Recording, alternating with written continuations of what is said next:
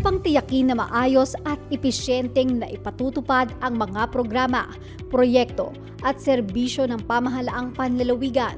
Patuloy ang pakikipagpulong at pakikipag-ugnayan ni Gov. Joet Garcia sa iba't ibang konseho at ahensya ng pamahalaan tulad ng Coast Guard Substation Limay na pangungunahan ni Commander PO1 Raymond L. Angeles, kung saan tinalakay ang pagpapatupad ng mga inisyatibo para panatilihin ang kaayusang karagatan at kaligtasan ng mga mangingisdang Bataeño. Philippine Marine Corps Bases Conversion and Development Authority, kay Morong Mayor Leila Linaw Muñoz at mga konsehal ng bayan para sa headquarters ng PMC na maglalapit ng serbisyo ng nasabing ahensya sa lalawigan.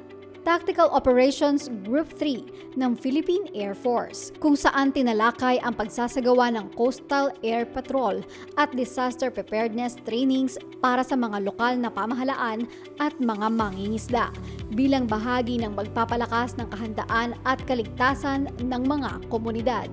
Kapwa, Research and Psychological Wellness Center ng Bataan Peninsula State University o PPSU.